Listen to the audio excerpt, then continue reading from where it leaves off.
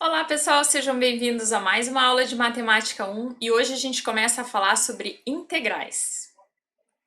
E essa aula então a gente vai dividir nos seguintes tópicos. Primeiro a gente vai ver o que é uma integral definida, depois a gente vai ver a regra do ponto médio e por fim a gente vai falar sobre as propriedades da integral definida. E a gente viu no vídeo anterior, então, que o limite que se apresenta dessa forma aqui, ele aparece quando a gente calcula uma área ou uma distância percorrida por um determinado objeto.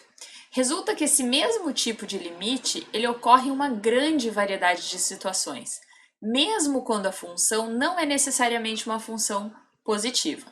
Por isso, esse limite ele possui um nome e uma notação especial. A gente vai chamar esse limite de integral. Segue então que a área abaixo dessa curva dada por essa função f de x, a gente não vai mais chamar por esse limite desse somatório. A gente vai chamar essa área aqui, ó, de uma integral definida dentro de um intervalo que vai de a até b. Como a gente comentou, ela recebe esse nome especial, integral, e ela também recebe uma notação especial, que é essa notação que a gente está vendo aqui, que a gente vai ver em mais detalhes agora. Essa então é a notação para a integral de uma função f de x dentro do intervalo que vai de a até b. F de x, nesse caso, a gente chama de integrando. A e b são os limites de integração. No caso, a é o limite inferior e b o limite superior de integração. Esse símbolo dx, ele não tem um significado sozinho, ele faz parte do símbolo da integral. Ele simplesmente indica a variável independente, nesse caso, x. O procedimento para a gente calcular essa integral, a gente vai chamar então de integração. E lembre então que no nosso último vídeo, a gente definiu uma soma de Riemann como sendo a soma das áreas desses retângulos que aproximam então as áreas abaixo da curva. Bom, essa soma das áreas que estão acima do eixo, elas são positivas, certo? Na verdade, uma área é sempre positiva. Mas se a gente tiver uma curva acima do eixo do x, essa soma representa uma soma positiva. Para esses retângulos que a gente tem aqui abaixo do eixo x, ou seja, para a curva que está abaixo do eixo x, a gente vai ter uma soma que é negativa. Então, reparem que quando a gente toma o limite dessas somas de Riemann, a gente obtém uma integral definida de a até b, onde parte dessas áreas, parte dessa soma é positiva e parte delas representa um número negativo.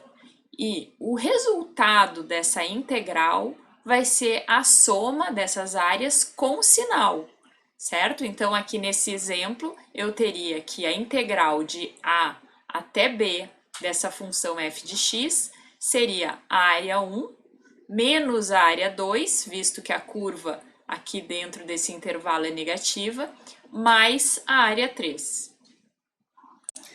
E algumas observações importantes. A primeira delas, a integral definida representa uma área e a gente acabou de ver que é uma área com sinal. Se a função for uma função negativa, o que a gente vai obter é um valor de área com sinal negativo. E reparem, a gente chama essa integral de definida porque ela realmente está definida dentro de um intervalo. Observem aqui, nesse caso, o intervalo de a até b. Então, toda integral definida representa um número. Pode ser positivo, pode ser negativo. Um outro detalhe, essa variável aqui independente, aqui que nesse primeiro caso a gente chamou de x, a gente poderia ter dado qualquer outro nome a essa variável sem alterar o valor dessa integral. Poderia ter chamado aqui a variável de t, poderia ter chamado essa variável de r, e isso não altera em nada o valor da integral. E aí, de modo a formalizar as definições, a gente pode dizer o seguinte, que se a minha função for contínua dentro de um intervalo fechado de a até b, ou se f tiver apenas um número finito de descontinuidades, então eu posso dizer que essa função ela é integrável dentro do intervalo fechado que vai de a até b. Ou seja, essa integral definida, ela existe. Além disso, se a minha função for integrável dentro desse intervalo de a até b fechado, então eu posso dizer que a integral da f de x dentro do intervalo de a até b é igual ao limite daquele somatório daquelas pequenas áreas. Então reparem que nesse caso, se a função for integrável, eu posso trocar essa notação aqui, ó. O limite do somatório passou a ser agora esse S alongado. Vou usar a notação de integral para esse limite do somatório. E esses ΔX a gente substituiu por esse diferencial em x, ou seja, por esse dx. Então, só como um exemplo para essa notação, como é que a gente poderia expressar esse limite do somatório dessa função x ao cubo mais x vezes seno de x vezes os ΔX como uma integral dentro do intervalo que vai de 0 a π? Então, reescrevendo o limite desse somatório como uma integral, a gente vai substituir esse símbolo do limite do somatório pelo símbolo da integral. Considerando agora que a gente está calculando dentro do intervalo de 0 a π, a nossa integral, então, vai ser definida de 0 a π. A função é essa função que está aqui dentro do somatório, que a gente reescreve aqui como sendo x ao cubo mais x vezes seno de x. E o ΔX é substituído pelo símbolo, então, dx. E o outro assunto da aula de hoje é a regra do ponto médio. Para entender melhor a regra do ponto médio, vamos lembrar de como a gente fazia para aproximar a área abaixo de uma curva a partir daquela soma de retângulos. Lembrem que no último vídeo a gente viu que a gente pode calcular essa soma a partir dos retângulos que estão abaixo da curva. Nesse caso, a gente usou como altura desses retângulos o ponto inferior dos intervalos. Ó, reparem que cada retângulo a gente calcula a área como sendo a base, né, esse ΔX, multiplicado pela altura, onde a altura é dada por a imagem do ponto inferior de cada intervalo. E aí a gente tem um resultado aqui que é uma área que subestima o valor dessa área real.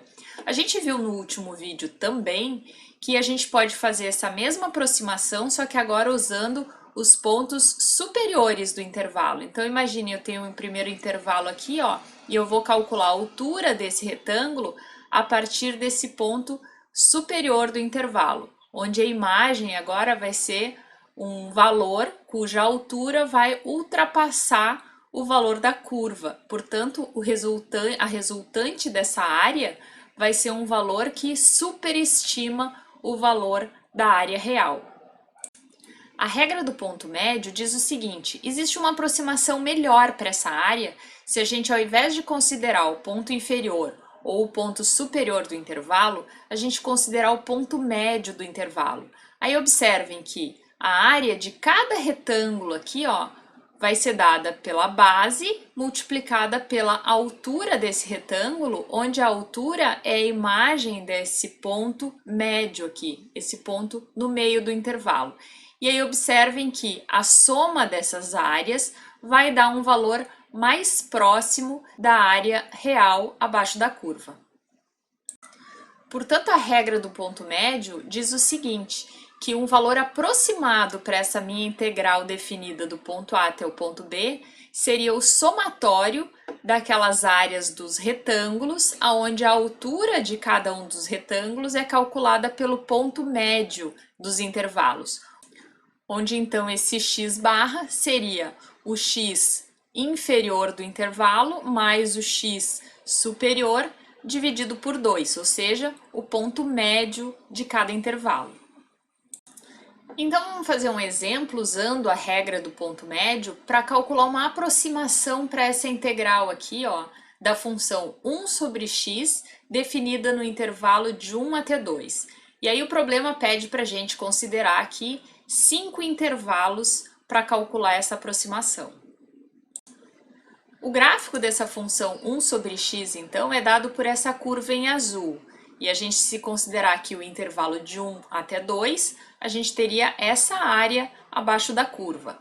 Se a gente considerar 5 intervalos, os intervalos vão começar então em 1, 1.2, 1.4, 1.6, 1.8 até 2. Mas aí a gente vai usar a regra do ponto médio, onde a gente vai considerar para calcular a altura desses retângulos o ponto no meio do intervalo. Então, quanto é que vai valer a altura desse meu primeiro retângulo aqui? Vai ser a f de 1,1, que é justamente o ponto médio do primeiro intervalo, que vai de 1 até 1,2. Então, uma aproximação para essa integral seria então o somatório das áreas desses retângulos, onde o primeiro retângulo, a área vai ser então 1/5, que é justamente a largura de cada um desses retângulos, multiplicado pela imagem desse ponto médio, que seria 1 dividido por 1,1 para o primeiro retângulo, 1 sobre 1,3 para o segundo retângulo, e assim por diante. Esse somatório resulta no valor de aproximadamente 0,7. E observem então que esse somatório ele é um valor mais aproximado da área abaixo da curva do que se a gente pegasse todos os retângulos acima da curva ou se a gente considerasse agora todos os retângulos abaixo da curva. Pegando esse ponto médio, reparem que parte do retângulo está abaixo da curva e parte do retângulo está acima da curva, o que gera uma compensação aqui nesse erro. E nesse último tópico da aula de hoje, a gente vai falar sobre as propriedades da integral definida.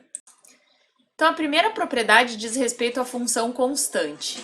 Olhando o gráfico de uma função constante, observem que a área abaixo dessa função é justamente dada pela multiplicação da constante, que é a altura desse retângulo, vezes a diferença dos extremos do intervalo. Nesse caso, b menos a, é o quanto vale a base desse retângulo. Ou seja, a integral de uma função constante, definida no intervalo de a até b, vai ser justamente a função constante multiplicada pela diferença dos extremos do intervalo. A segunda propriedade diz respeito à soma de funções e diz o seguinte: a integral definida de a até b da soma das funções f de x mais g de x é igual à soma das integrais dessas duas funções para esse mesmo intervalo de a até b. Isso é mais fácil da gente interpretar se a gente considerar aqui o caso de duas funções positivas. Essa propriedade vale para qualquer função, mas no gráfico, só por facilidade de interpretação, a gente vai considerar f e g duas funções positivas. Então, observem que o que essa expressão aqui em cima está dizendo é o seguinte, que a área abaixo da função f mais a área abaixo da função g é igual à área abaixo da função f mais g. E a propriedade 3 diz o seguinte, que a integral definida para uma função multiplicada por uma constante é igual a constante multiplicada por essa integral.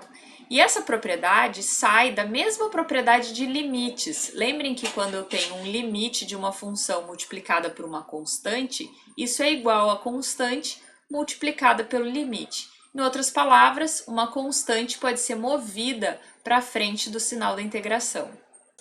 A propriedade 4 diz que a integral definida para a diferença de duas funções é igual à diferença das integrais.